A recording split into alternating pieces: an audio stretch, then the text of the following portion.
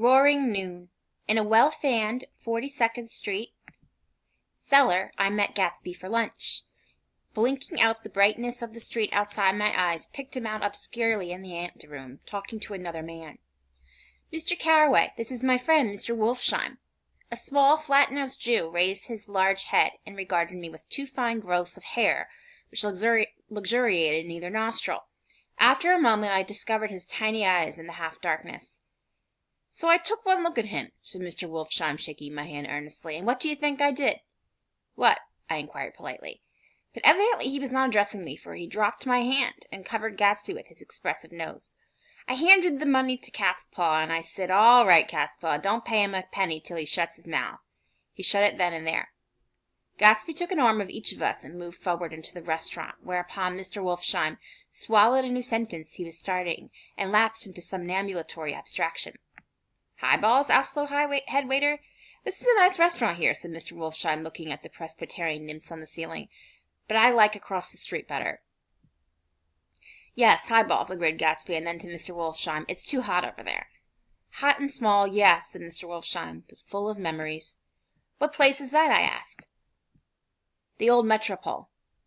"The old Metropole," brooded Mr. Wolfsheim gloomily, "filled with faces dead and gone, filled with friends gone now forever. I can't forget so long as I live the night they shot Rosie Rosenthal there. It was 6 of us at the table, and Rosie had eaten drunk a lot all evening. When it was almost morning, the waiter comes up to him with a funny look and says somebody wants to speak to him outside. 'All right,' says Rosie, and begins to get up, and I pulled him down in his chair. 'Let the bastards come in here if they want you, Rosie, but don't you, so help me, move outside this room.' It was 4 o'clock in the morning then, and if we'd have raised the blinds we'd have seen daylight." "Did he go?" I asked innocently. "Sure he went." Mr. Wolfsheim's nose flashed at me indignantly. He turned around at the door and says, "Don't let that waiter take away my coffee." Then he went out on the sidewalk, and they shot him 3 times in his full belly and drove away. 4 of them were electrocuted," I said, remembering. 5 with Becker. His nostrils turned to me in an interested way. "I understand you're looking for a business connection."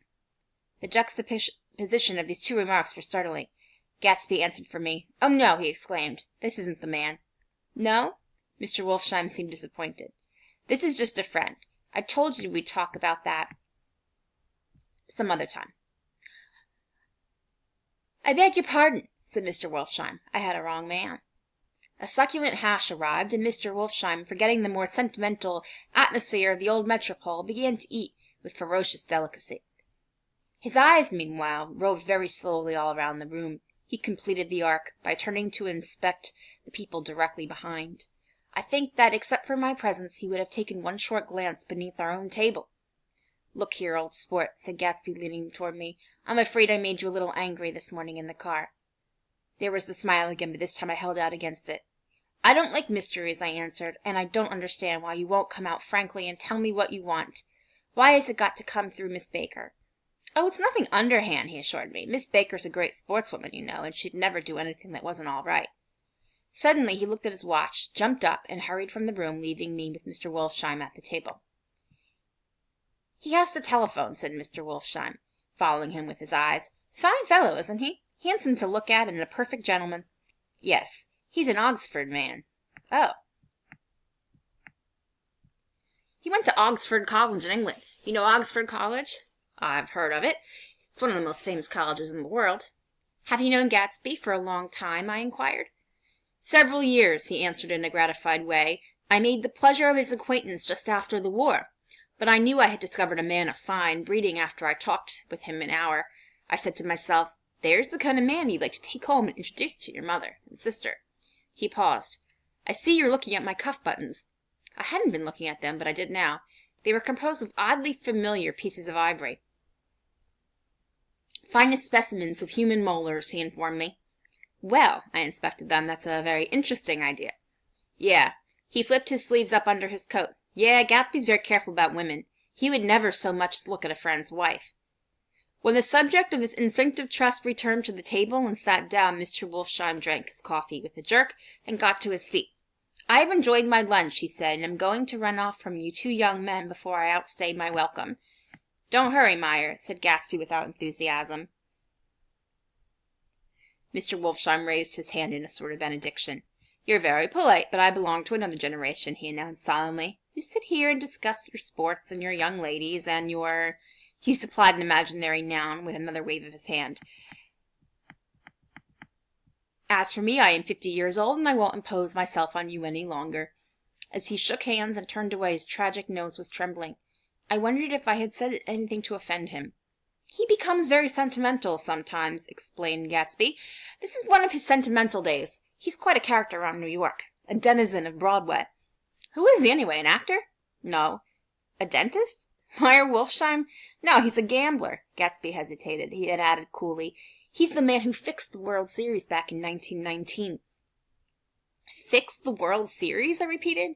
The idea staggered me. I remembered, of course, that the World Series had been fixed in 1919, but if I had thought of it at all, I would have thought of it as a thing that merely happened, the end of some inevitable chain. It never occurred to me that one man could start to play with the faith of 50 million people with the single-mindedness of a burglar blowing a safe. "How did he happen to do that?" I asked after a minute. "He just saw the opportunity." "Why isn't he in jail?" "They can't get him, old sport. He's a smart man." I insisted on paying the check. As the waiter brought my change, I caught sight of Tom Buchanan across the crowded room. "Come along with me for a minute," I said. "I've got to say hello to someone." When he saw us, Tom jumped up and took half a dozen steps in our direction. Where you've been?" he demanded eagerly. "Daisy's furious because you haven't called up." "This is Mr. Gatsby, Mr. Buchanan." They shook hands briefly, and a strained, unfamiliar look of embarrassment came over Gatsby's face. "How you've been, anyway?" demanded Tom of me. "How'd you happen to come up this far to eat?" "I've been having lunch with Mr. Gatsby." I turned toward Mr. Gatsby, but he was no longer there. One October day in 1917, said Jordan Baker that afternoon, sitting up very straight on a straight chair in the tea garden at the Palace Plaza Hotel, "I was walking along from one place to another, half on the sidewalks and half on the lawns. I was happier on the lawns because I had on shoes from England, with rubber knobs on the soles that bit into the soft ground. I had on a new plaid skirt, also that blew a little in the wind, and whenever this happened, the red, white, and blue banners in front of all the houses stretched out stiff and said, 'Tut, tut, tut, tut,' in a disapproving way. The largest of the banners and the largest of the lawns belonged to Daisy Fay's house. She was just 18, 2 years older than me, and by far the most popular of all the young girls in Louisville. She dressed in white and had a little white roadster, and all day long the telephone rang in her house, and excited young officers from Camp Taylor demanded the privilege of monopolizing her that night, anyways for an hour. When I came opposite her house that morning, her white roadster was beside the curb, and she was sitting in it with a lieutenant I had never seen before. They were so engrossed in each other that she didn't see me until I was 5 feet away. "Hello, Jordan," she called unexpectedly. "Please come here." I was flattered that she wanted to speak to me because of all the older girls I admired her the most. She asked me if I was going to the Red Cross and make bandages. I was. Well then, would I tell them that she couldn't come that day? The officer looked at Daisy while she was speaking, in a way that every young girl wants to be looked at sometime, and because it seemed romantic to me, I have remembered the incident ever since. His name was Jay Gatsby, and I didn't lay eyes on him for over 4 years. Even after I'd met him on Long Island, I didn't realize it was the same man. That was 1917. By the next year, I had a few beaux myself, and I began to play in tournaments, so I didn't see Daisy very often. She went with a slightly older crowd, when she went with anyone at all. Wild rumors were circulating about her, how her mother had found her packing her bag one winter night to go to New York and say goodbye to a soldier who was going overseas. She was effectively prevented, but she wasn't on speaking terms with her family for several weeks. After that, she didn't play around with the soldiers anymore, but only with a few flat-footed, short-sighted young men in town who couldn't get into the army at all. By the next autumn, she was gay again, gay as ever. She had a debut after the armistice, and in February she was presumably engaged to a man from New Orleans. In June she married Tom Buchanan of Chicago with more pomp and circumstance than Louisville ever knew before. He came down with 100 people in 4 private cars and hired a whole floor of the Seelbach Hotel, and the day before the wedding he gave her a string of pearls valued at $350,000. I was bridesmaid. I came into her room half an hour before the bridal dinner, and found her lying on the bed, as lovely as the June night in her flower dress, and as drunk as a monkey.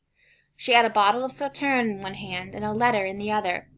"Gratulate me," she muttered. "Never had a drink before, but oh, I do enjoy it." "What's the matter, Daisy?"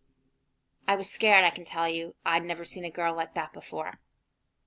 "Here, dearie." She'd roped around in a wastebasket she had with her on the bed and pulled out the string of pearls. "Take 'em downstairs and give 'em back to whoever they belong to. Tell 'em all Daisy changed her mind. Say Daisy's changed her mind." She began to cry. She cried and cried. I rushed out and found her mother's maid, and we locked the door and got her into a cold bath. She wouldn't let go of that letter. She took it into the tub with her and squeezed it up into a wet ball, and only let me leave it in the soap dish when she saw that it was coming to pieces like snow. But she didn't say another word. We gave her spirits of ammonia and put ice on her forehead and hooked her back into her dress, and half an hour later, when we walked out of the room, the pearls were around her neck, and the incident was over. Next day at 5 o'clock she married Tom Buchanan without so much as a shiver, and started off on a 3 months' trip to the South Seas. I saw them in Santa Barbara when they came back, and I thought I'd never seen a girl so mad about her husband. If he left the room for a minute, she'd look around uneasily and say, "Where's Tom gone?" and wear the most abstracted expression until she saw him coming in the door. She used to sit on the sand with his head in her lap by the hour, rubbing her fingers over his eyes and looking at him with unfathomable delight. It was touching to see them together. It made you laugh in a hushed, fascinated way. That was in August. A week after I left Santa Barbara, Tom ran into a wagon on the Ventura Road one night and ripped the front wheel off his car.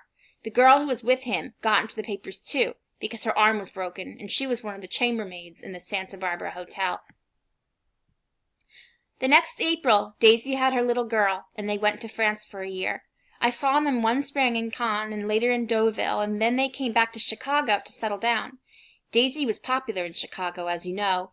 They moved with a fast crowd, all of them young and rich and wild, but she came out with an absolutely perfect reputation. Perhaps because she doesn't drink. It's a great advantage not to drink among hard-drinking people. You can hold your tongue, and moreover, you can time any little irregularity of your own, so that everyone else is so blind they don't see or care. Perhaps Daisy never went in for amour at all, and yet there's something in that voice of hers. Well, about 6 weeks ago she heard the name Gatsby for the first time in years. It was when I asked you, do you remember, if you knew Gatsby in West Egg. After you had gone home, she came into my room and woke me up, and said, "What Gatsby?" And when I described him, I was half asleep. She said in the strangest voice that it must be the man she used to know. It wasn't until then that I connected this Gatsby with the officer in her white car. When Jordan Baker had finished telling all this, we had left the plaza for half an hour and were driving in a Victoria through Central Park. The sun had gone down behind the tall apartments of the movie stars in the West 50s, and the clear voices of girls, already gathered like crickets on the grass, rose through the hot twilight. "I'm the Sheikh of Araby, your love belongs to me. At night when you are asleep, into your tent I'll creep." It was a strange coincidence, I said. But it wasn't a coincidence at all. Why not? Gatsby bought that house so that Daisy would be just across the bay. Then it had not been merely the stars to which he had aspired on that June night. He came alive to me, delivered suddenly from the womb of his purposeless splendor. "He wants to know," continued Jordan, "if you'll invite Daisy to your house some afternoon and then let him come over." The modesty of the demand shook me. He had waited 5 years and bought a mansion where he dispensed starlight to casual moths so that he'd come over some afternoon to a stranger's garden. Did I have to know all this before you could ask such a little thing? He's afraid. He's waited so long. He thought you might be offended. You see, he's a regular tough underneath it all. Something worried me. Why didn't he ask you to arrange a meeting? He wants her to see his house, she explained. And your house is right next door. Oh,